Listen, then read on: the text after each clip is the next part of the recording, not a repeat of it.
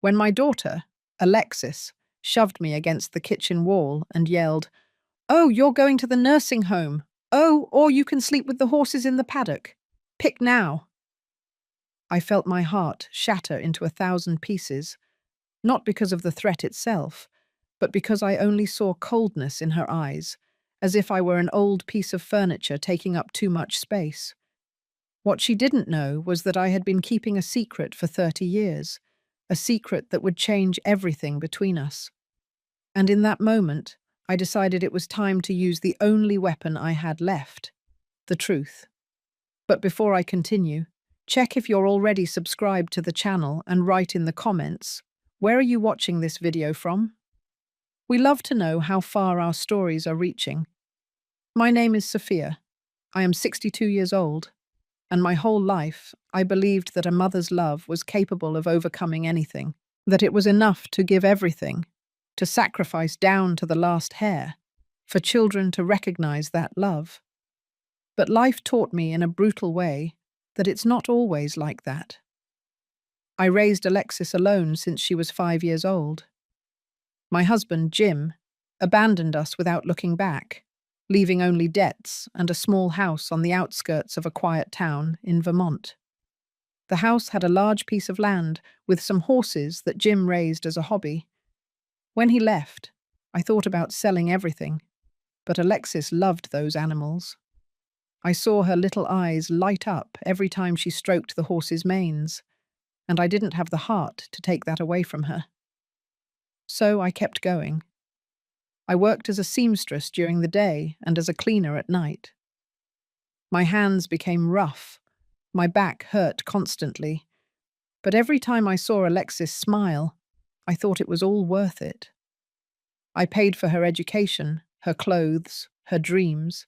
When she wanted to go to college to study business administration in the capital, I sold the jewelry my mother left me to pay for the first semester in New York City, New York. It was at college where she met George, a boy from a wealthy family who was studying the same major.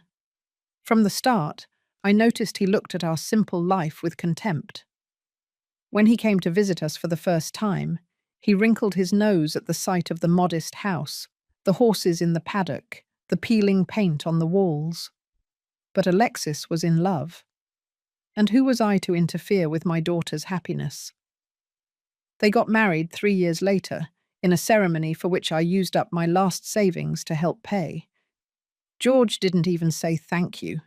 He just smiled that fake smile and went back to talking with his fancy friends. That day, for the first time, I felt like I was losing my daughter. Not because of the marriage, but because of a world I didn't belong to. The first few years were calm. Alexis visited me occasionally, always in a rush, always checking her watch. I pretended not to notice the growing distance between us, until 2 years ago, everything changed. Jim, my ex-husband, died in a car accident and left a will. I never imagined that the man who abandoned us would have anything to leave behind. But during the years he was away, Jim built a small fortune through investments. And for some reason I'll never understand, he left everything to Alexis. $200,000, an amount that felt like winning the lottery for us. When the lawyer gave us the news, I saw the gleam in my daughter's eyes. It wasn't joy, it was something deeper and more disturbing. It was ambition. George was by her side, and his smile sent a shiver down my spine. In that moment, I had a bad feeling, but I pushed it away. Alexis was my daughter, the girl I raised with so much love. She would never turn her back on me. How wrong I was. 3 months after receiving the inheritance, Alexis and George showed up at my house with a proposal. They wanted to build an inn on the land, taking advantage of the fact that the region was starting to attract tourists interested in agritourism. They needed me to sign some documents, temporarily transferring the property into their names to get financing at the bank. Something inside me screamed not to sign those papers. But Alexis took my hands and told me in that sweet voice that melted my heart, "Mom, trust me. We're going to build something beautiful here, and you'll be able to live out your last years in comfort without having to work so hard."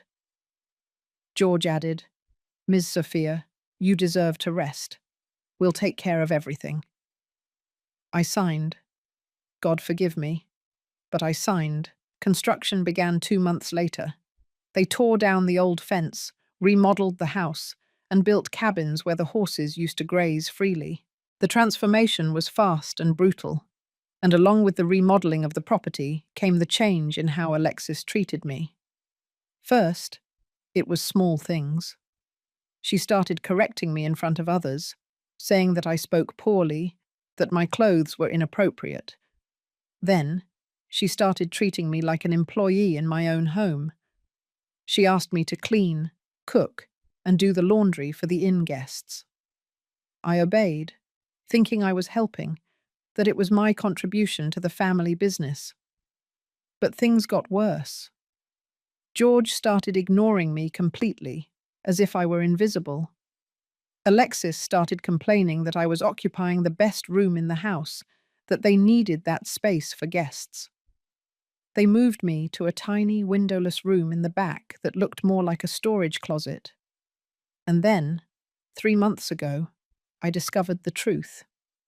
I was looking for one of my documents in a study drawer when I found the property papers.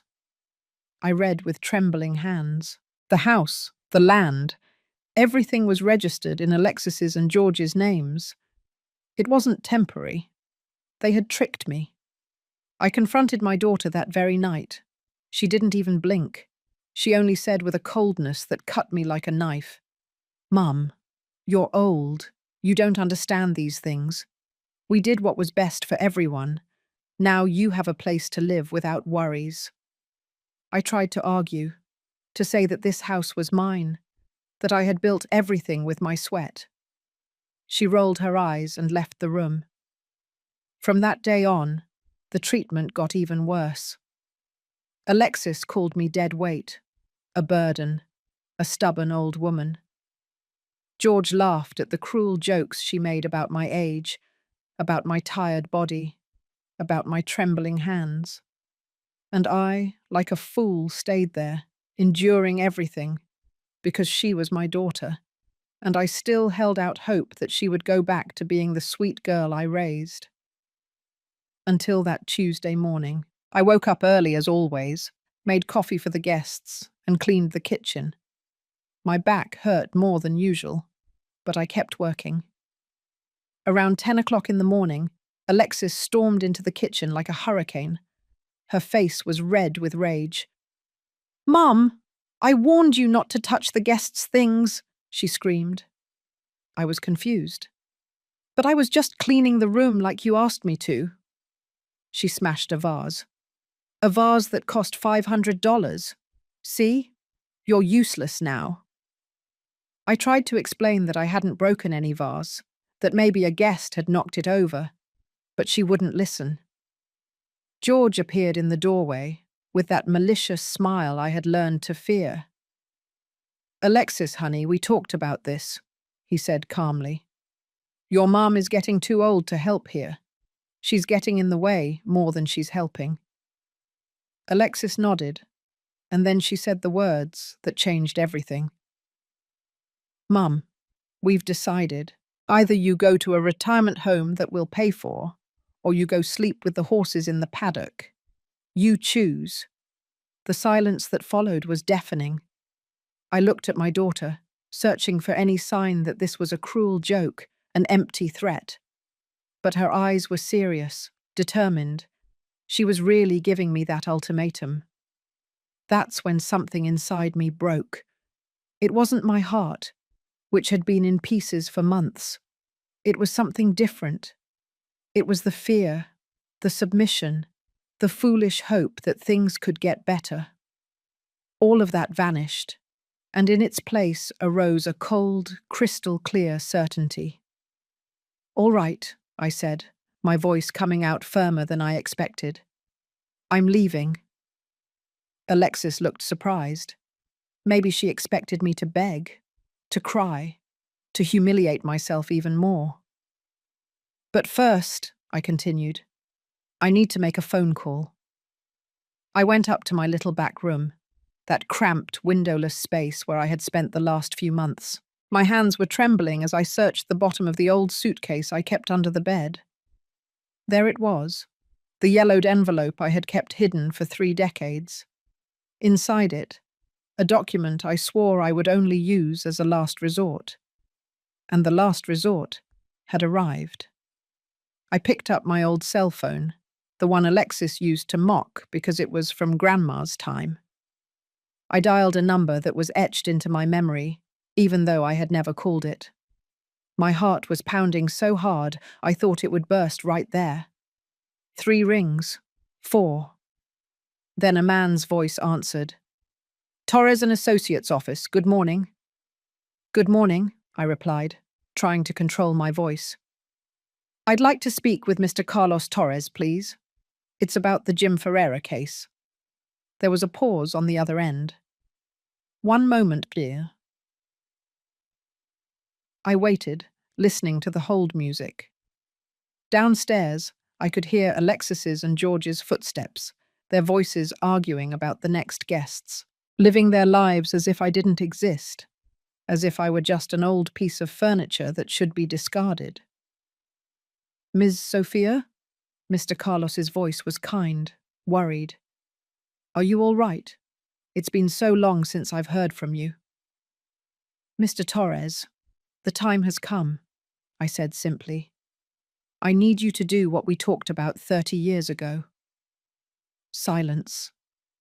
Then, a heavy sigh. Are you completely sure? There's no going back. I'm sure. Very well. I'll prepare everything.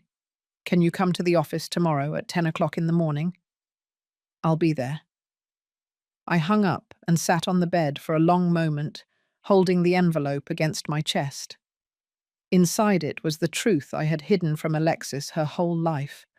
A truth about her father, about the inheritance she received, about lies that had been built up for decades. When Jim abandoned us, he wasn't just running away from the responsibility of being a father and husband. He was running from a crime. My ex-husband had embezzled money from the company where he worked, a considerable amount. I discovered it by accident a few days before he disappeared.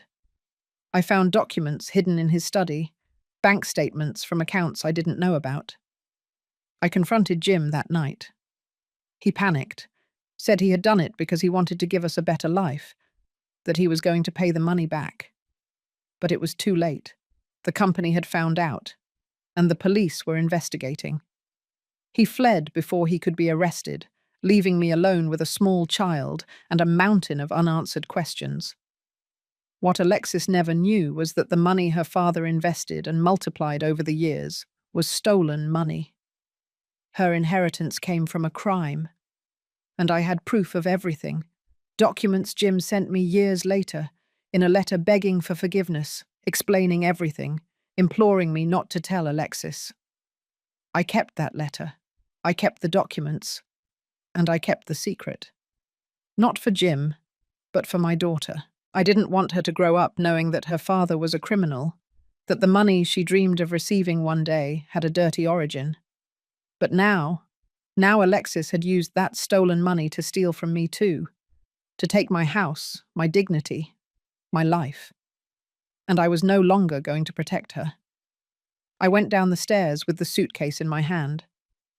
It was a small suitcase, with only a few clothes and personal items. I didn't need anything else from that house. Everything that truly mattered was in the envelope I carried inside my purse. Alexis was in the living room with George. When they saw me with the suitcase, she raised an eyebrow. Have you decided then? Nursing home or paddock? Neither, I replied calmly. I'm going to stay with a friend for a few days until I sort out my situation. I saw the relief on her face. She probably thought I was accepting my fate, leaving their lives without making a scene. George gave that satisfied smile of his. Good decision, Ms. Sophia. It's for the best. I looked at my daughter. She avoided my gaze. And in that moment, I felt a pang of sorrow. She was still my little girl, somewhere behind that mask of coldness. But she was a girl I no longer recognized. "Alexis," I said softly, "are you sure this is what you want? To throw me out like this?" She finally looked me in the eye, and what I saw there gave me absolute certainty that I was doing the right thing. There was no remorse, no doubt, just impatience. "Mom, stop the drama. You'll be fine, and we will too." I nodded. "All right, then that's how it is. But I want you to remember this moment, because in a few days, you're going to understand that choices have consequences." George laughed. "How dramatic, Ms. Sophia. You sound like a soap opera character." I didn't reply. I just picked up my suitcase and walked out the door. The horses neighed as I passed. I stopped for a moment and stroked the mane of Star, the oldest mare, the one Alexis loved so much as a child. The mare rested her muzzle on my hand, as if she understood I was leaving. "Take care of her," I whispered to the animal, "even if she doesn't deserve it." I walked down the dirt road until I reached the highway. I called Marcy, my friend of decades, and quickly explained the situation. Without asking questions, she said I could stay at her house for as long as I needed. That night, lying in the guest room at Marcy's house, I couldn't sleep. I thought about everything that had happened, about how I had reached this point. A part of me still doubted if I was doing the right thing. But then I remembered Alexis's gaze, that cold contempt, and my determination was renewed. The next morning arrived slowly. I dressed carefully. I put on my best clothes, a blue blouse that I had sewn myself years ago. At 9:30 in the morning, I took a bus to downtown. Mr. Carlos Torres's office was in an old but well-maintained building. The receptionist recognized me right away, even after so many years.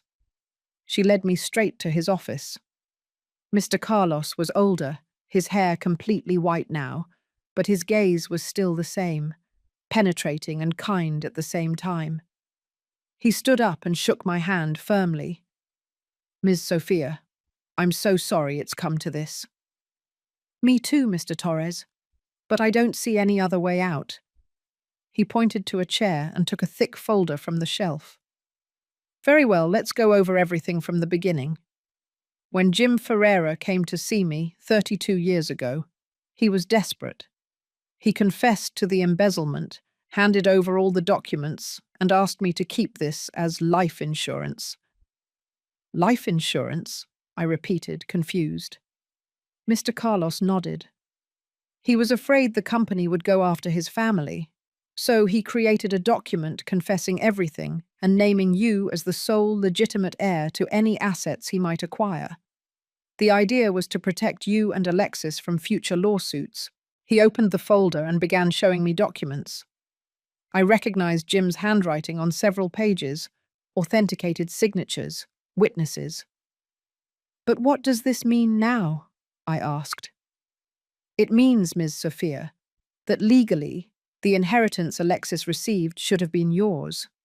Jim left everything in her name because he thought it would be easier, less bureaucratic. But this document right here," he tapped a specific sheet, "invalidates his will, because it was made under duress, concealing the criminal origin of the money." I felt my head spin. "So? So the money should have gone to you, and since your daughter used that money to fraudulently acquire your property by making you sign misleading documents, we have a legal basis to reverse everything." "Is she going to lose the inn?" I asked, feeling a mix of relief and sadness. Mr. Carlos paused. "Not necessarily. It will depend on how you want to proceed.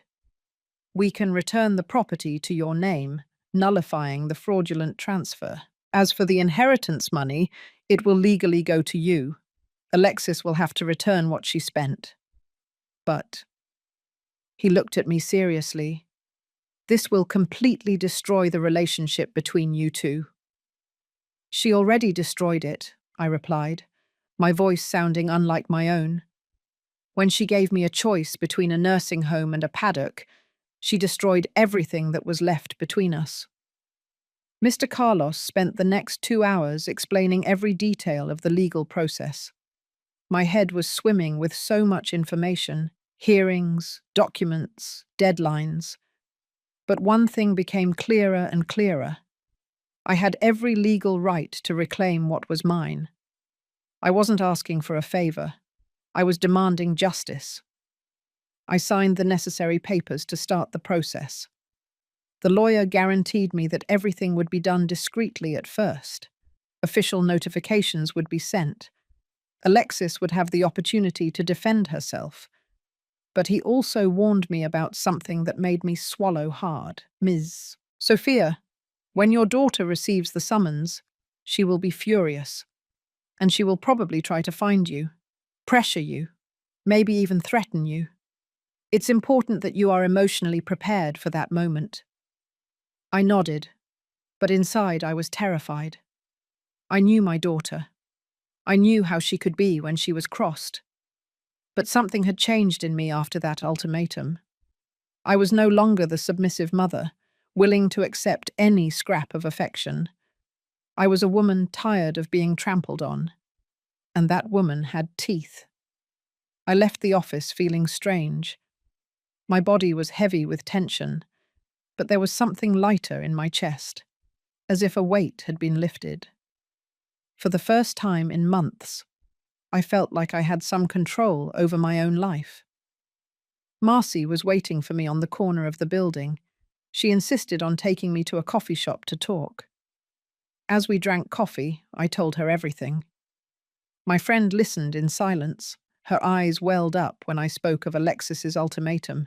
Sophia, you were too patient. Way too patient, she said, holding my hand.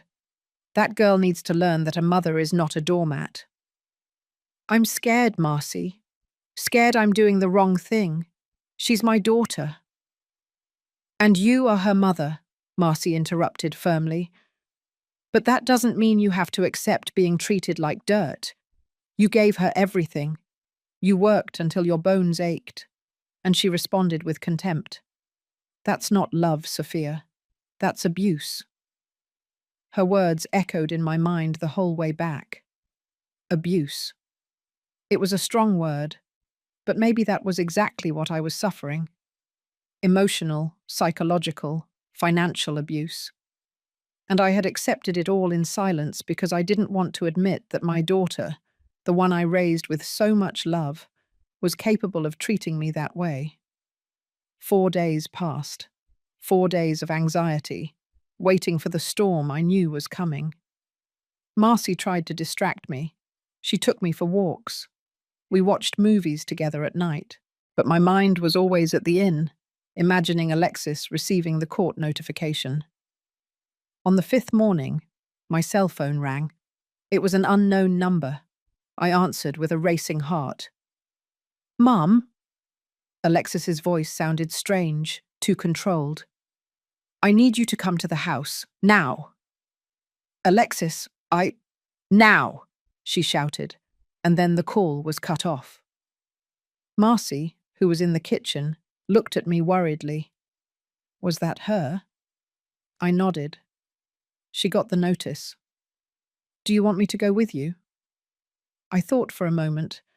Part of me wanted to say yes, wanted to have someone by my side, but another part knew that this was between my daughter and me. It was time to face what I myself had set in motion. No, I have to go alone. But thank you, friend, for everything.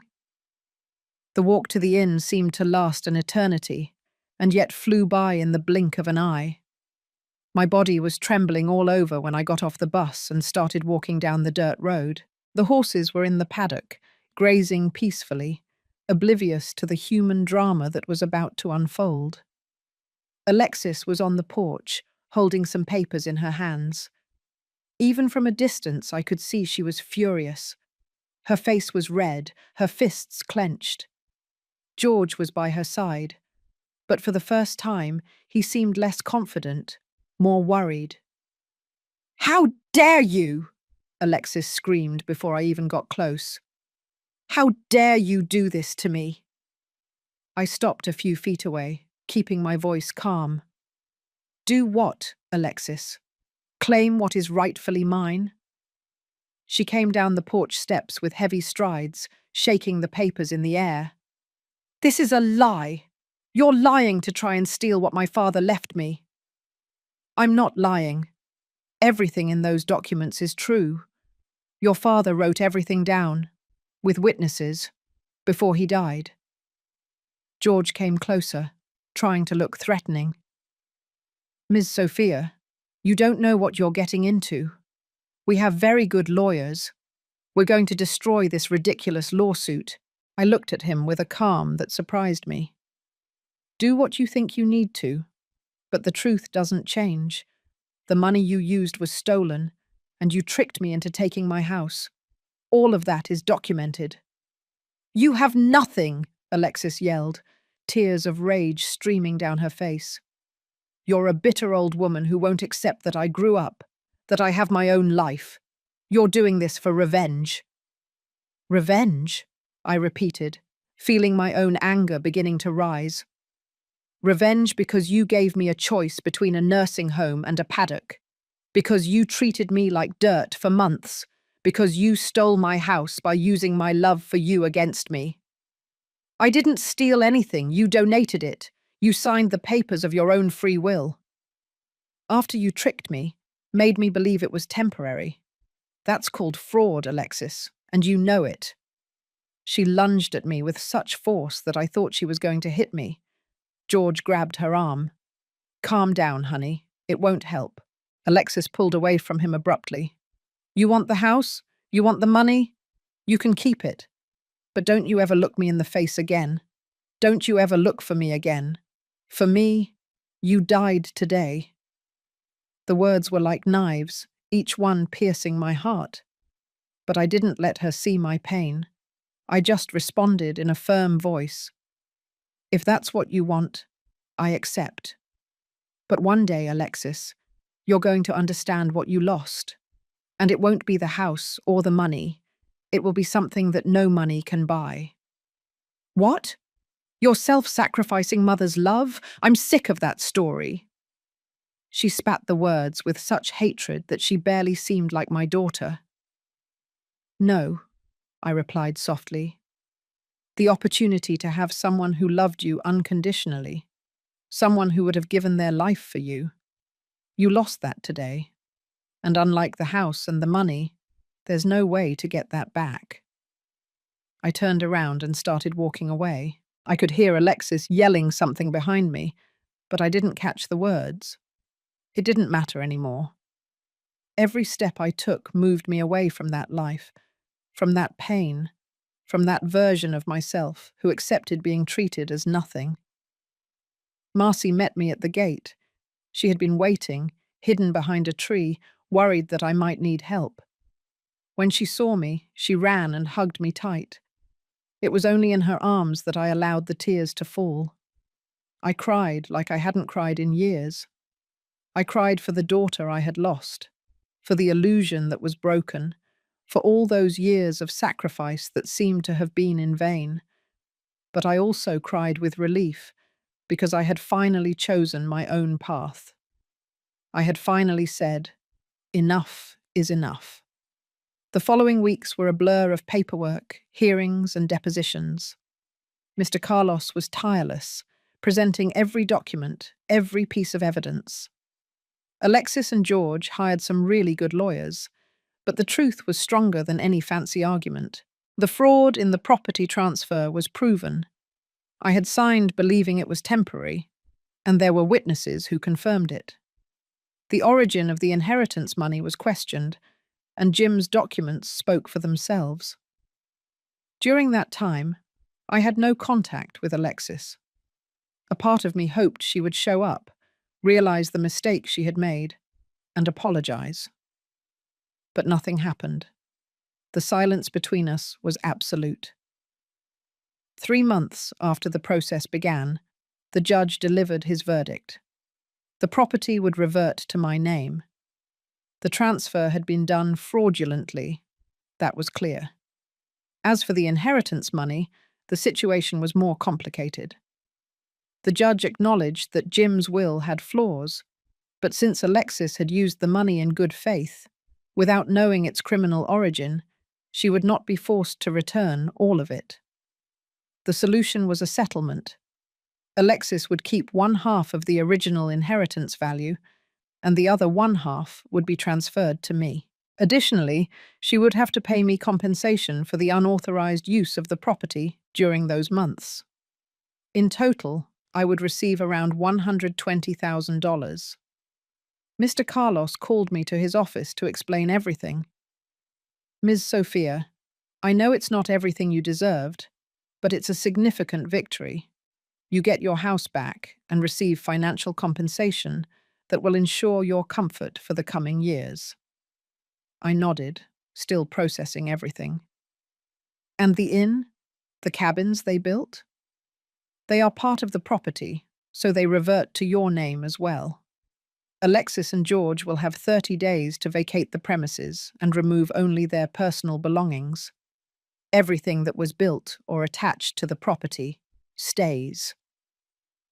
The irony was not lost on me.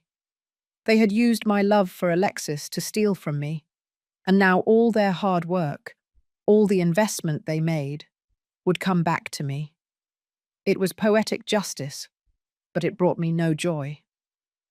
Mr. Torres, I asked hesitantly, what if I wanted to make a different proposal, an out-of-court settlement? He looked at me curiously. What kind of settlement? I spent the next few days thinking. The legal victory tasted bitter. Yes, I had recovered what was mine, but I had lost my daughter in the process. And as much as she had hurt me deeply, as much as she had treated me cruelly, she was still my Alexis. The girl I used to rock in my arms, the one I comforted when she had nightmares, who smiled at me as if I were her whole world. Was there a way to seek justice without completely destroying what was left between us? It was Marcy who made me see the situation from another angle. We were having tea on her porch when she asked me, Sophia, what do you really want? Revenge or peace? It's not revenge, I protested. It's justice. I know, friend, but sometimes justice and peace are different things. You can be right and still be unhappy. You can win everything and lose what matters most. But she treated me like dirt, Marcy. She gave me a choice between a nursing home and a paddock, like I was an animal. And that was awful, she agreed. Unforgivable, even. But answer me this. Do you want your daughter to learn a lesson, or do you want her to disappear from your life forever? The question caught me off guard. I remained silent for a long time, looking at the cup of tea in my hands. What did I really want? I want her to understand, I finally replied. I want her to see how much she hurt me. I want her to feel, even just a little bit, what I felt when she kicked me out of my own home. Then maybe there's a way to do that without cutting all ties, Marcy suggested gently. That night, I formulated a plan. The next day, I called Mr. Carlos and explained what I had in mind. He was silent for a moment. Then he said, Ms. Sophia, you have a much bigger heart than I imagined. I'll prepare the documents. A week later, Alexis and George received a new notification. It wasn't an execution of the sentence, but a settlement proposal. They were asked to appear at Mr. Carlos's office for a meeting. I arrived at the office a half hour before the appointed time. My heart was pounding. My hands were sweating. Mr. Carlos greeted me with an encouraging smile. You're doing the right thing. Trust yourself. When Alexis and George entered the room, the atmosphere froze. My daughter avoided looking at me, sitting as far away as possible. George looked nervous, constantly playing with his hands. Their lawyer, a man in an expensive suit with an arrogant air, maintained a neutral expression. Mr. Carlos started the meeting. Ladies and gentlemen, we are here because my client would like to propose a different settlement than the one determined by the court judgment. Alexis's lawyer raised an eyebrow. What kind of settlement? Ms. Sophia is willing not to execute the sentence completely, under certain conditions, Mr. Carlos explained, looking at me for confirmation. I nodded, and he continued. First condition. The property reverts to Ms. Sophia's name, as determined by the judge. This is non-negotiable. Alexis finally looked at me, her eyes full of contained rage, but she didn't say anything. Second condition. Instead of completely vacating the property, Alexis and George can continue to manage the inn, but now as tenants, paying a fair monthly rent to Ms. Sophia. There was a moment of stunned silence. Their lawyer leaned forward. And what would the amount of that rent be? Mr. Carlos slid a piece of paper across the table. $3,000 a month, with annual adjustment. It is below market value, considering the size of the property and the commercial potential. George took the paper, analyzing the numbers. For the first time, I saw something like hope on his face, but Alexis remained rigid, her arms crossed. Third condition, Mr. Carlos continued. Ms. Sophia waives the compensation owed to her, but in exchange she will have the right to live on the property whenever she wants, in a room that will be designated exclusively for her. Alexis and George cannot prevent this or question her presence. That's ridiculous, Alexis finally spoke, her voice harsh. She wants to humiliate us, force us to see her every day. I felt a pang of sadness at her words, but I maintained my composure. Mr. Carlos looked at me, silently asking permission to continue. I nodded. Fourth and final condition, he said, his voice becoming more serious. Alexis and George will participate in family therapy sessions with Ms. Sophia once a week for 6 months. It is non-negotiable. Therapy? George practically spat out the word. This is absurd. For the first time since they walked in, I spoke. It's this or the full execution of the sentence. You lose everything. The inn, the business you built, the opportunity to salvage something from this situation. Alexis faced me, and for the first time, I saw something more than rage in her eyes. There was fear there, and maybe, just maybe, a flicker of regret. Why are you doing this? She asked, her voice slightly breaking. If it's to torture me, to rub it in my face that you won. It's not about winning or losing, I interrupted her, my own voice choked with emotion. It's about trying to save what can still be saved. It's about giving you the chance to understand what you did. And it's about me having the courage to look at myself in the mirror and know that I did everything I could. Their lawyer asked for a moment to speak privately with his clients. The 3 of them left the room. Mr. Carlos held my hand. Regardless of what they decide, you are being very brave. 15 minutes later, they returned. Alexis's eyes were red as if she had been crying. George looked defeated. The lawyer went straight to the point. My clients accept the terms of the settlement. We signed the papers that same afternoon. Each signature felt like it weighed a ton. When we finished, Alexis quickly left the room without looking back. George followed her, but stopped at the door and turned back to me. Ms. Sophia, he said in a low voice. I'm sorry for the things I said, for the way I treated you. It wasn't a full apology, but it was something. George, I replied, I hope you use this opportunity well, because there won't be another one. He nodded and left. I returned to the property on a Thursday afternoon. Marcy insisted on coming with me, and I gratefully accepted. I needed moral support for that moment. The house looked different, and yet exactly the same. The cabins Alexis built were pretty, I had to admit. She had good taste, she got that from me. But it wasn't the cabins I looked at first. My eyes went straight to the paddock, where the horses were grazing peacefully. Star, the old mare, raised her head when she saw me and trotted up to the fence. I stroked her muzzle, feeling tears well up in my eyes. "I'm home," I whispered to her. "I'm back." Marcy gently touched my shoulder. "Do you want me to stay with you tonight?" "No, friend. I need to do this alone. I need to reclaim this space, you know?" She understood.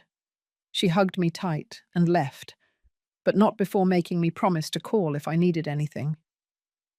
I walked into the house slowly, as if I were stepping onto unfamiliar territory.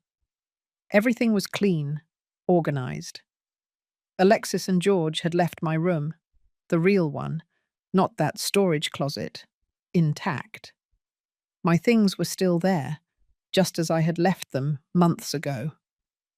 I sat on the bed and looked around. This room held so many memories.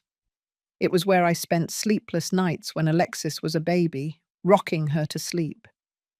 It was where I cried when Jim abandoned us. It was where I dreamed of a better future for my daughter. And it was from here that I was expelled, treated like a nuisance.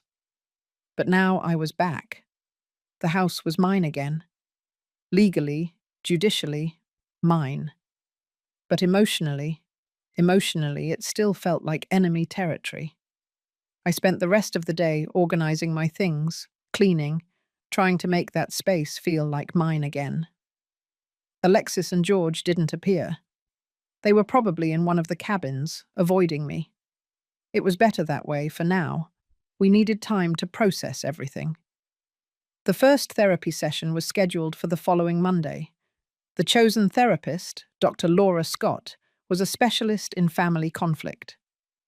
Mr. Carlos had personally recommended her, saying she was firm yet compassionate, exactly what we needed. On Sunday night, I barely slept. I imagined what that first session would be like. What would I say? What would Alexis say? Would she really go, or would she try to make an excuse? On Monday morning, I got ready carefully. I chose a light green blouse that Alexis always said looked good on me. It was a pathetic way to try and connect with her, I knew, but I couldn't help it. Dr. Laura's office was in an old house converted into a clinic downtown. I arrived 15 minutes early. Alexis and George arrived exactly on time, not a minute more or less. We greeted each other with a nod, no words. The tension was palpable. The receptionist guided us to a spacious, cozy room with comfortable sofas and decor that tried to be relaxing. Dr. Laura was a woman in her 50s, grey hair pulled back in a bun, attentive eyes behind red-rimmed glasses. She greeted us warmly and asked us to sit down. I chose an armchair. Alexis and George sat together on the farthest sofa. The geography of the room already said everything about the state of our relationship. "Well, Doctor," Laura began in a soft but firm voice. "I appreciate everyone's presence. I know being here wasn't an easy choice, especially under the current circumstances, but the fact that you agreed to come is already an important first step." Alexis scoffed softly. The therapist heard it, but didn't comment. She just continued. "Our sessions will follow some basic rules. First, each person will have their turn to speak, without interruptions. Second, there are no judgments here, just listening and attempting to understand. Third, everything that is said in this room stays in this room, unless it's something that poses an immediate risk to someone." She paused, observing us. "To start, I would like each of you to tell me, in a few words, what you hope to gain from these sessions. Sophia, would you like to begin?" I took a deep breath. I hope we can find some way to coexist. I don't expect things to go back to the way they were. That's impossible. But I hope we can at least respect each other. And maybe, who knows, Alexis can understand how much she hurt me. The therapist nodded and turned to my daughter. Alexis? She remained silent for a long moment. Then, in a harsh voice, I'm only here because I was forced. I don't expect anything because I don't believe these sessions are going to change anything. My mum has always been dramatic, always played the victim. This is just one more chapter in that story. Her words were like slaps in the face. Dr. Laura wrote something in her notebook, but maintained a neutral expression. George? She asked.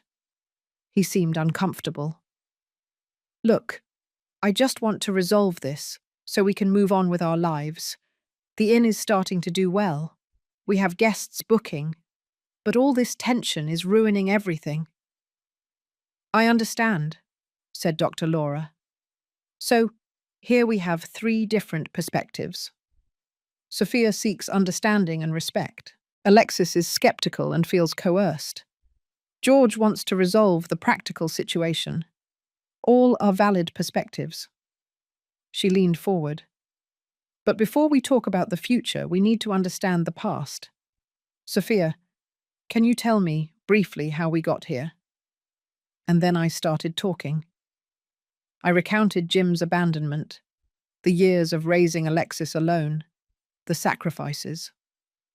I talked about her marriage to George, about how I was gradually pushed into a corner. I talked about the fraudulent property transfer, about how I was tricked. And I talked about that day, the day of the ultimatum.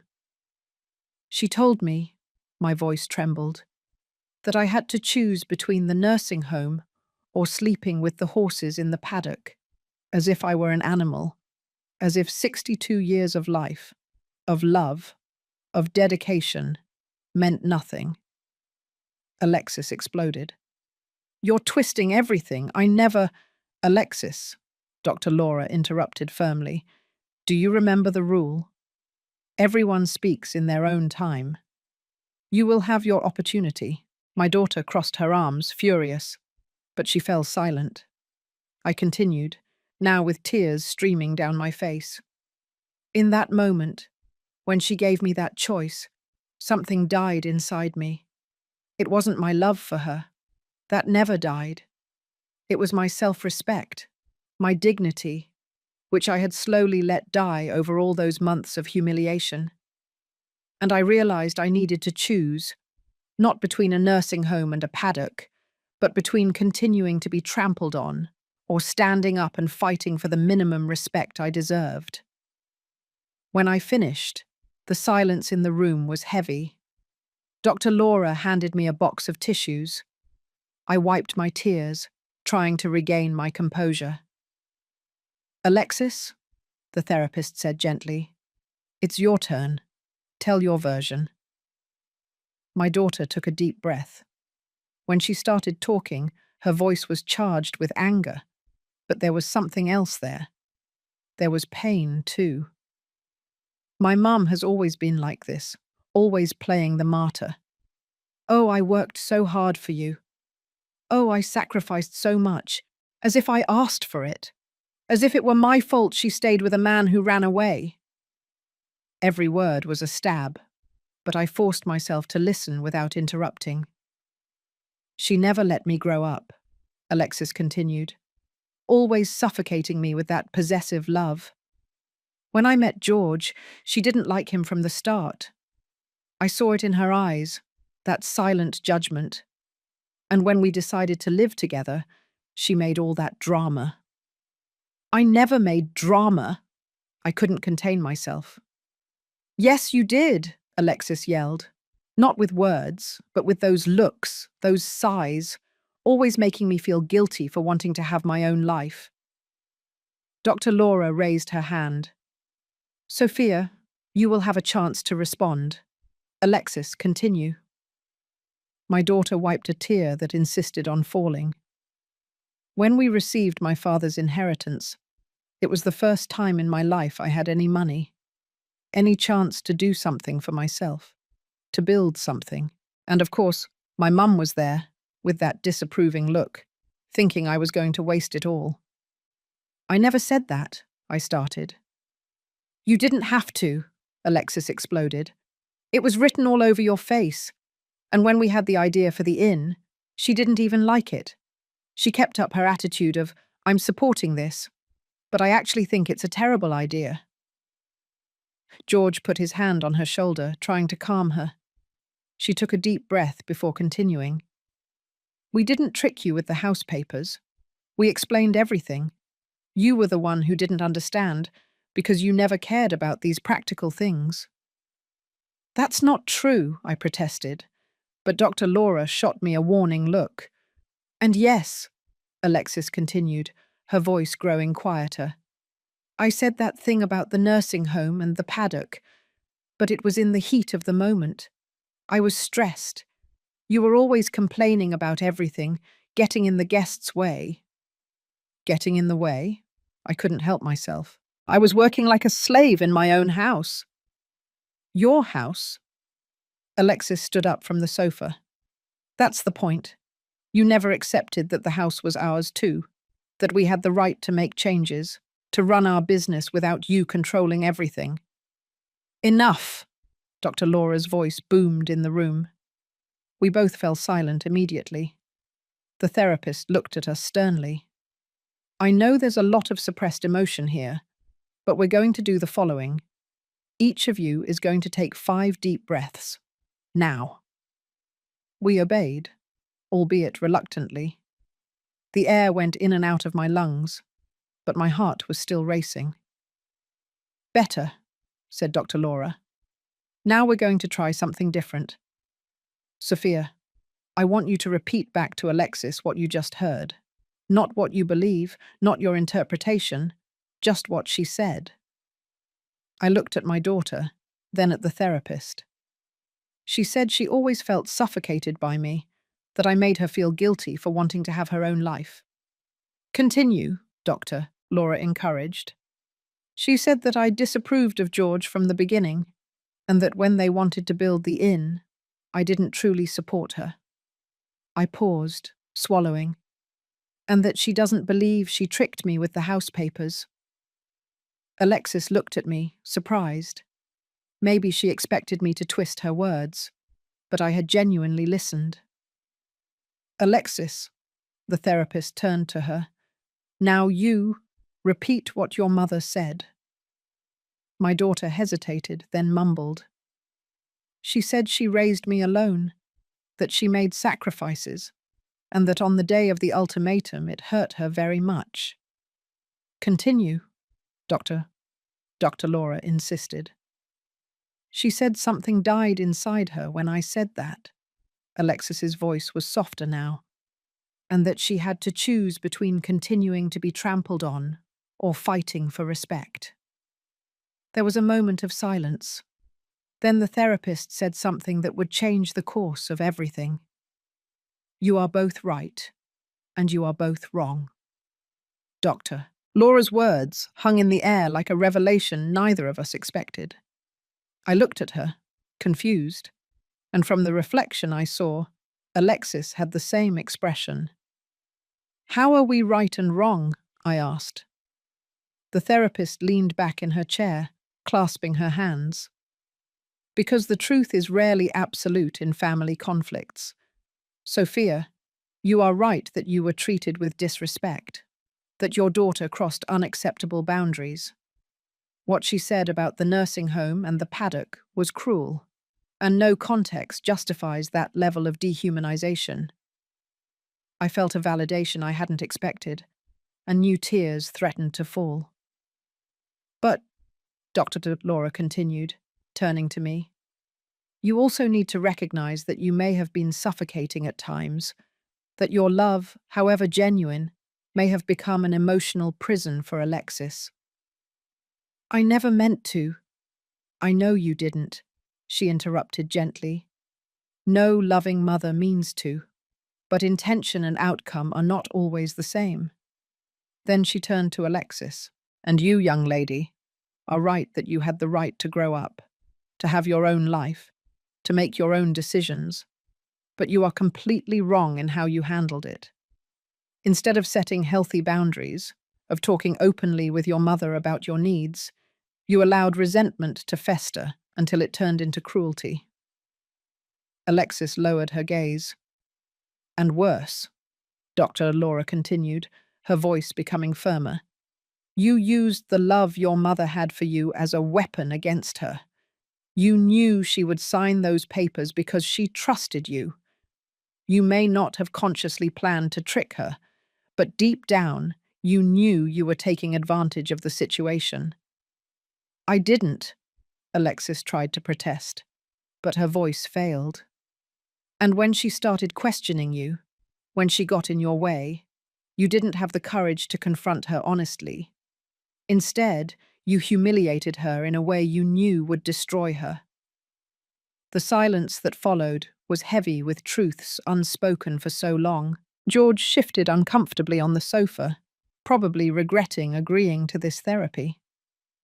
The problem with the two of you, Dr. Laura concluded, is that you never learned to be adult mother and daughter.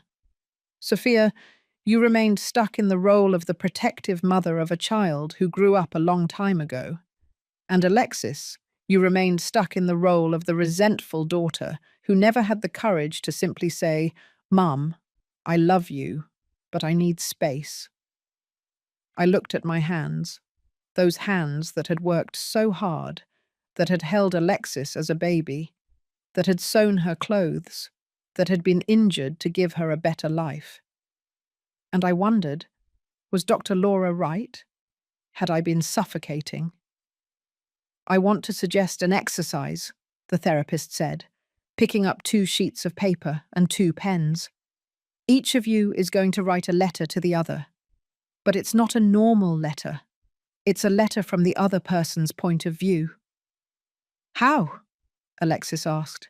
Sophia, you are going to write to Alexis, telling her what it was like to grow up with you as a mother. And Alexis, you are going to write as if you were Sophia, telling what it was like to raise a daughter alone, and then be treated that way.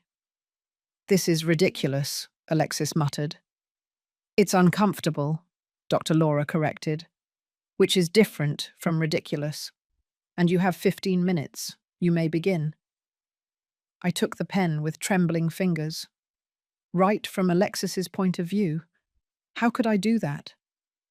But I started, letting the words flow without thinking too much. I grew up knowing my mother loved me, but that love always came with a weight. She sacrificed so much that I felt like I owed her my entire life.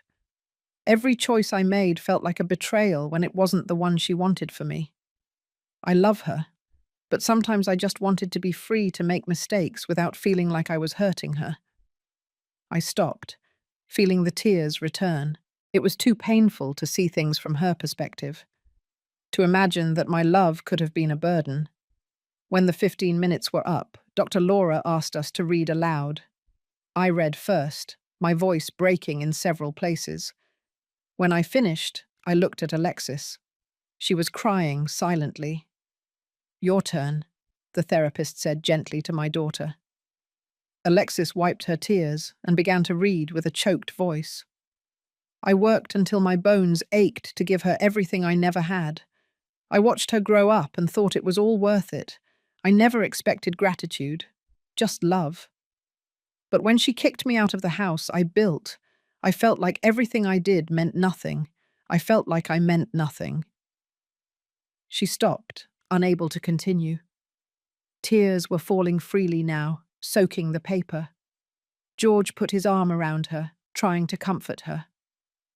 Do you see? Dr. Laura asked softly. You both managed to understand, even if only for a moment, the other's point of view. That is empathy, and empathy is the first step toward healing. The session ended shortly after. We left the office emotionally drained. Alexis and George went one way, I went another. But before we completely separated, my daughter turned around. Mom, she said, her voice hoarse from crying. I I need to think about all of this. Me too, I replied. It wasn't an apology, it wasn't a reconciliation, but it was something. It was a door that had been opened, even if only a crack. The following days brought subtle but significant changes. I returned to the routine of living on the property. Alexis and George managed the inn. I took care of my own business. We crossed paths occasionally, exchanging polite but cold words. The guests probably noticed the tension, but no one commented. I spent hours in the paddock with the horses. They didn't judge, they didn't hold grudges. They just accepted my presence with that simplicity that only animals have. Star became my constant companion. I told her things I couldn't tell anyone, and she just nodded her head, as if she understood everything. One afternoon, I was brushing Star's mane when I heard footsteps behind me. I turned and saw Alexis standing a few feet away, hesitant. "Can I talk to you?" she asked. "Of course," I replied, trying to keep my voice neutral. She approached slowly, as if I were a wild animal that might bolt. We stood side by side, both looking at Star. "I remember when we got her," Alexis said softly. "I was 6 years old. Dad brought her home in an old trailer. She was just a scared, trembling colt, afraid of everything." "I remember," I replied. "You insisted on sleeping in the barn that first night, because you didn't want her to be alone." A sad smile crossed Alexis's face. "You brought blankets and stayed with me all night, telling me stories, singing softly. You didn't sleep a wink. It was worth it. You were happy." We were silent for a moment. Then Alexis said, her voice low, "I remember a lot of good things, Mum. It's not that I forgot them. It's just the bad things got bigger, you know? Like they took up all the space in my head." I continued brushing Star's mane, giving her time to find the words. "The therapist gave me an exercise," she continued. "She asked me to make a list of all the good things you did for me, and another list of the bad things." She paused. The list of good things was 3 pages long. The list of bad thing, half a page. I felt my heart clench. And still, half a page was enough to make you hate me. "I don't hate you," she said quickly, looking at me for the first time. "I never hated you. I was confused, angry, scared." "Scared of what?" Alexis took a deep breath. "Of becoming you.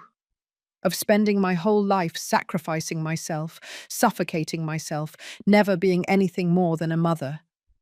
When I looked at you, I saw a future that terrified me. And instead of talking about it, instead of processing those feelings, I just pushed you away."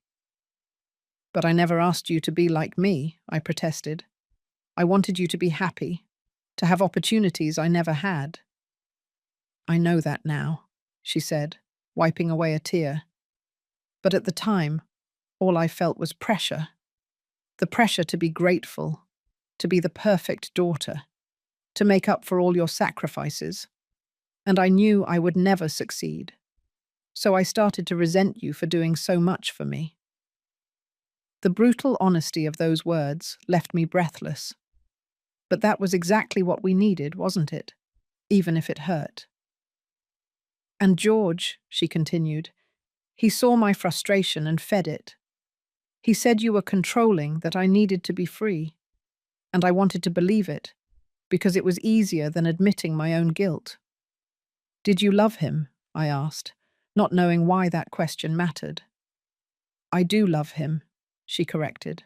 "I still love him, but now I see that our relationship was built, in part, on that rebellion against you, and that's not healthy." Star nudged my hand with her muzzle, as if asking me to keep stroking her. I obeyed, and the repetitive movement helped me organize my thoughts. "Alexis," I began carefully, I accept that I may have been suffocating, that my love, at times, imprisoned you instead of setting you free. But that doesn't justify what you did, the words you said, the way you treated me. I know, she whispered. I know, and I have no excuse. That day, when I said that thing about the nursing home and the paddock, I saw the light go out in your eyes, and I felt a terrible pleasure because I finally had power over you. But a second later, I felt a horror so great because I realized that I had become exactly the kind of person I always despised. I sobbed, covering my face with my hands. I became my father. I abandoned you the same way he abandoned me. And the worst part is that I knew I was doing it while I was doing it. And I did it anyway. I didn't know what to say. Part of me wanted to comfort her, tell her everything was fine. But it wasn't all fine. And pretending it was would be going back to the old patterns. What do you want from me now? I finally asked. Alexis lowered her hands, revealing a face ravaged by guilt. I don't know if I have the right to want anything, but I would like the chance to get to know you for real, not as the mother who raised me, not as the woman I pushed away, but as Sophia, the woman you are, with your own dreams, with a life that doesn't revolve just around me. The answer surprised me. I hadn't expected that. I don't even know who that Sophia is, I admitted. I spent so long being a mother that I forgot how to be a person.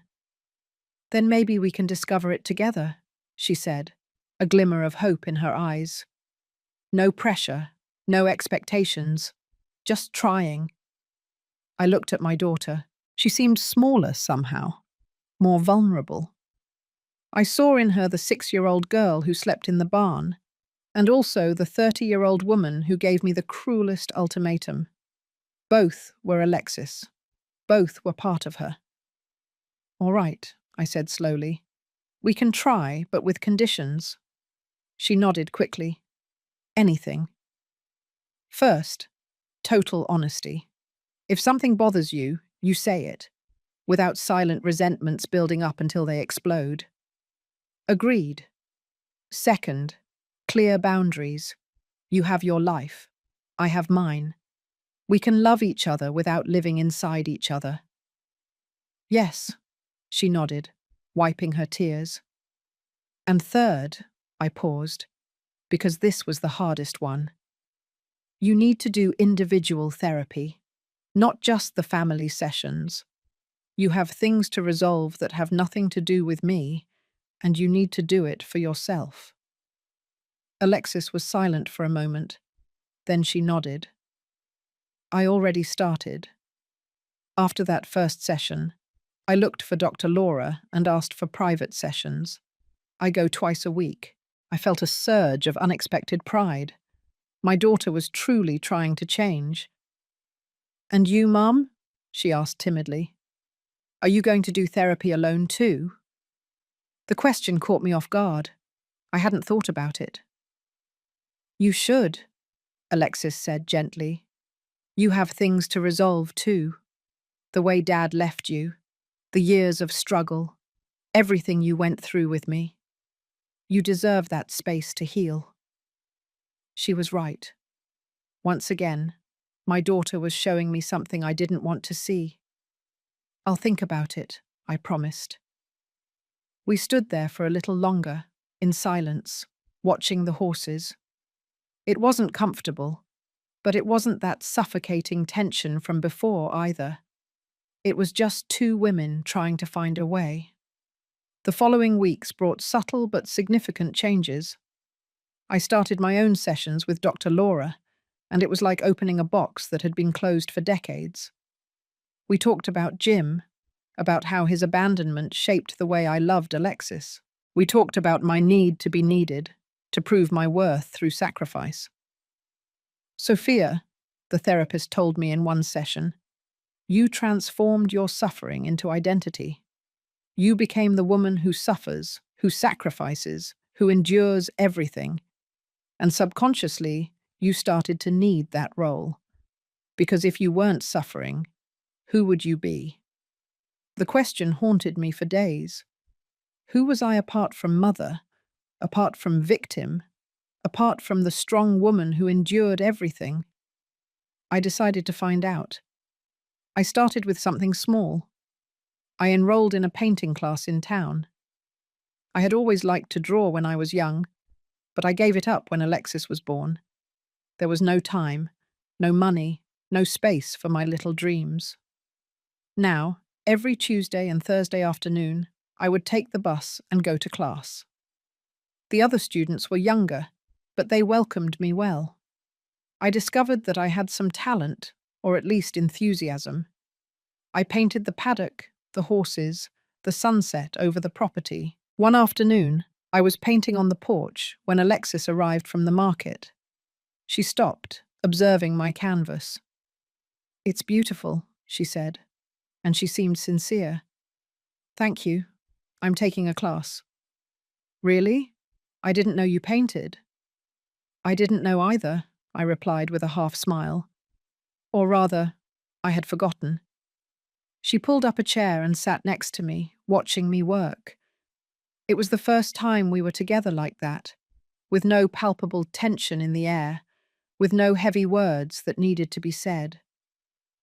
"Mum," she spoke after a while, "you're different." "Different how?" "Lighter, as if, I don't know, as if you were less concerned with being my mother and more concerned with being yourself."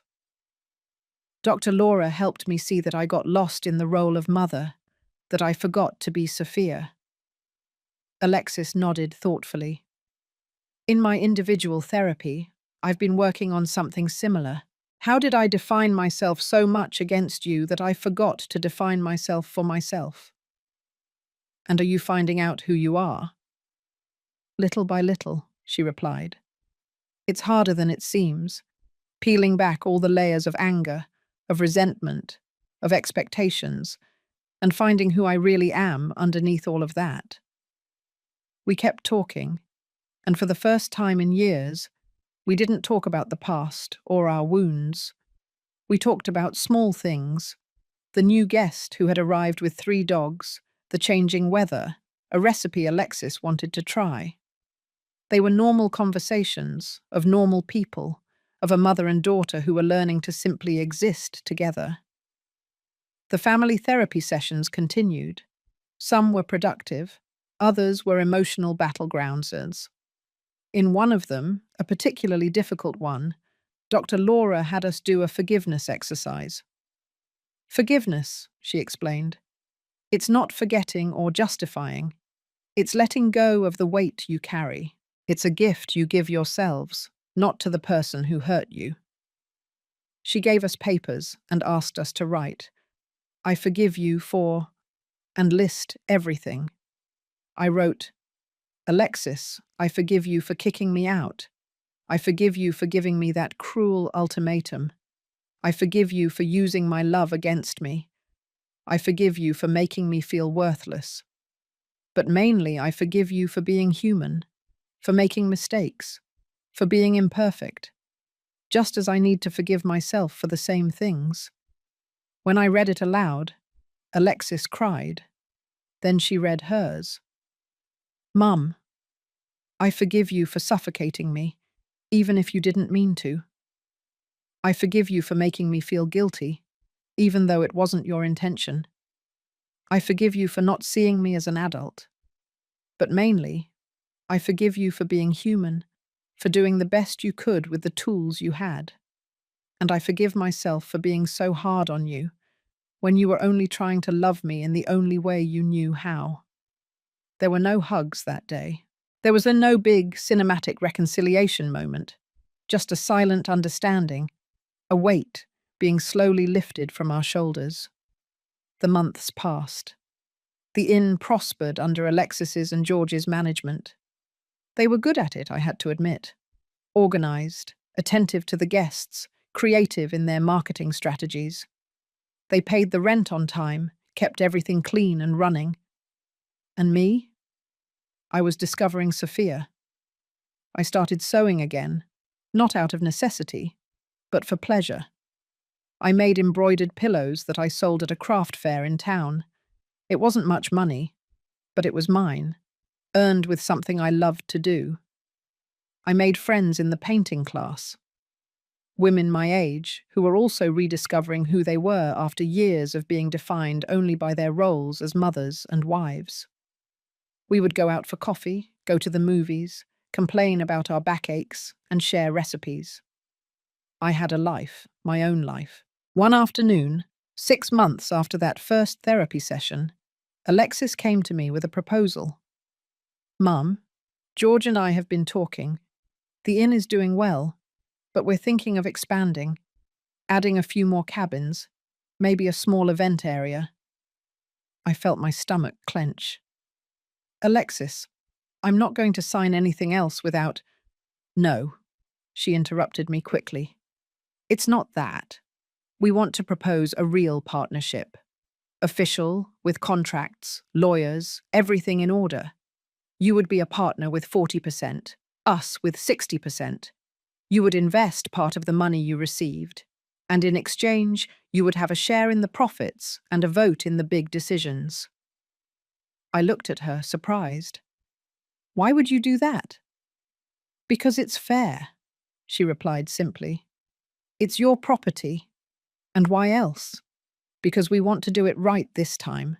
No tricks, no lies, no taking advantage of you. George appeared behind her, looking nervous, but determined. Ms. Sophia, I never formally apologized for my role in all of this. I was arrogant, manipulative, and I treated you with disrespect. I don't expect you to forgive me, but I want you to know that I'm trying to be better. I remained silent, processing. This version of George was different from the man I knew. Therapy was changing him too. I need to think about it, I replied, and talk to Mr. Carlos, but I appreciate the honesty. I spoke with my lawyer. He reviewed the proposal and said it was fair, even generous, considering I wasn't putting active work into the inn. We analysed every clause, every detail. A week later, we signed the contract. This time, knowing exactly what I was signing. This time, as equals. Dr. Laura celebrated the milestone in our next session. This is huge. You built enough trust to go into business together. It's a giant step.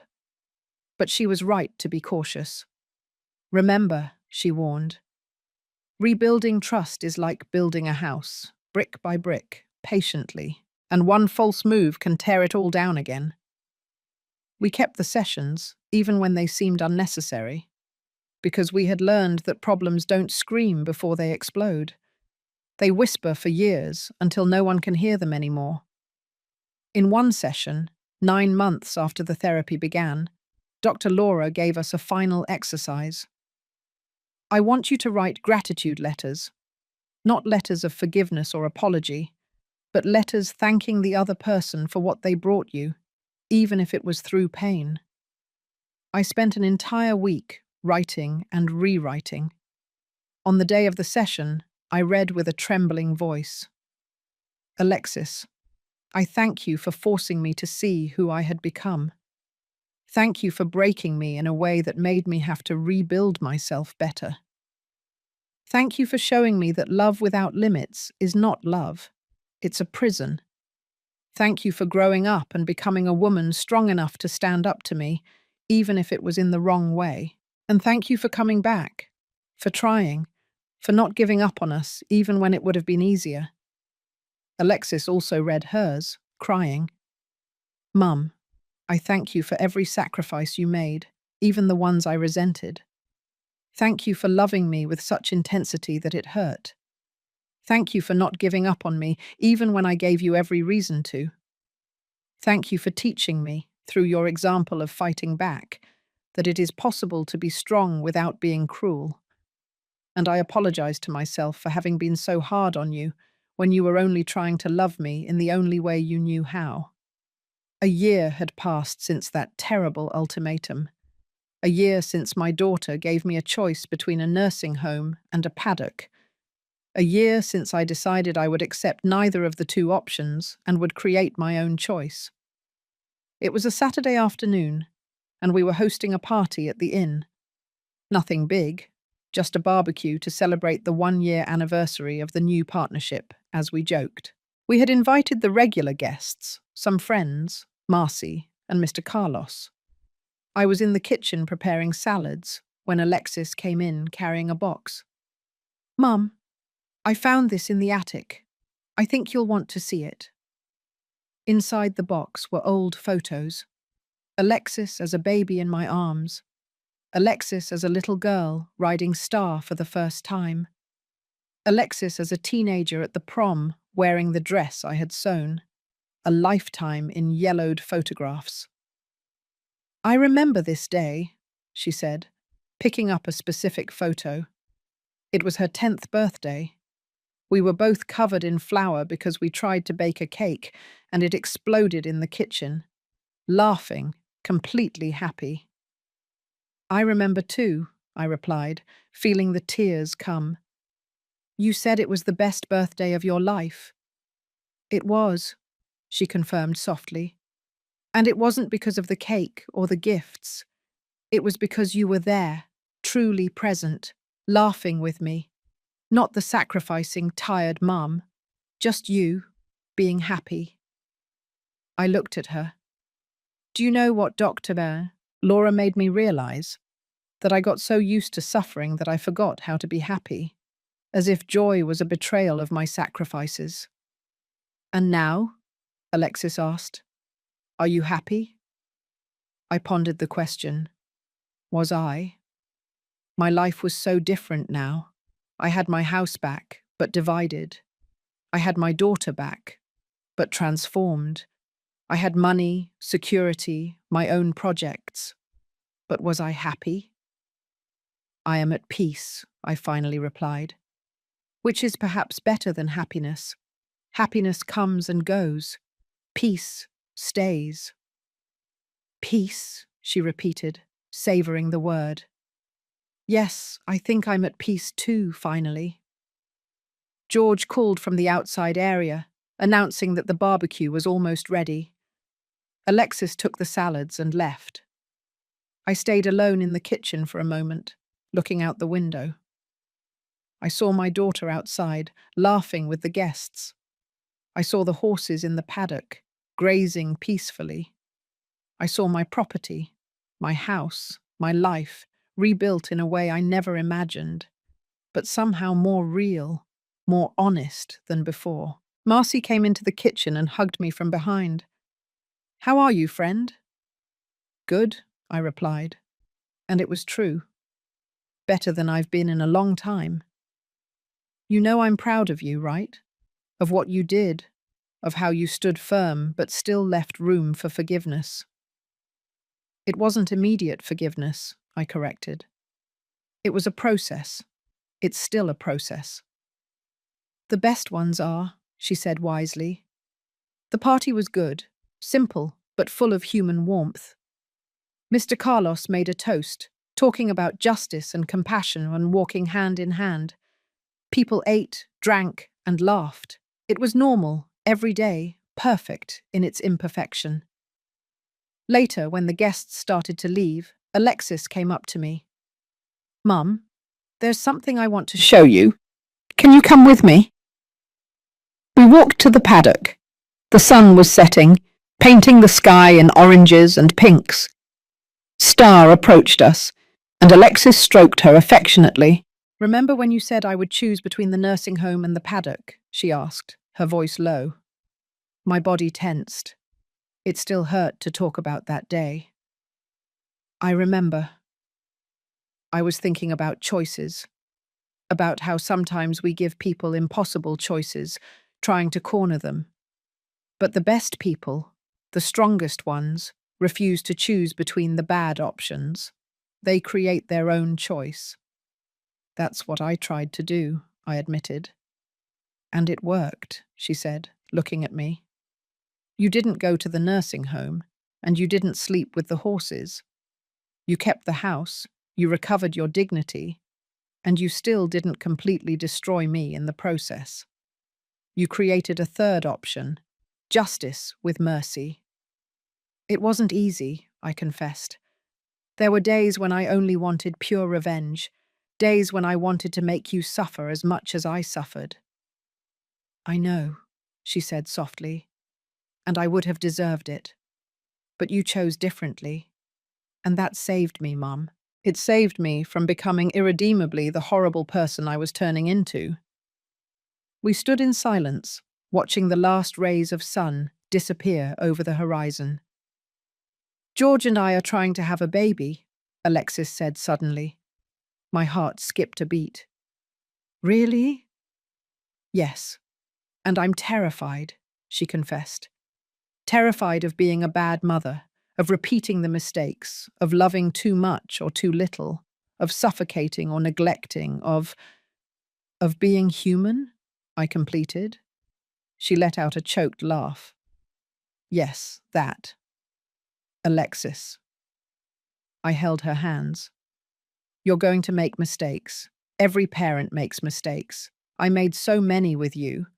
But the difference is that now you have awareness of that. You have tools, you have therapy, you have self-knowledge, and you have this, I squeezed her hands, a reminder of what not to do. I want you to be a present grandmother, she said. Not a grandmother who does everything, not a grandmother who takes over the role of mother, but a grandmother who is there, who loves, who supports, with healthy boundaries on both sides. I would really like that, I replied, emotional.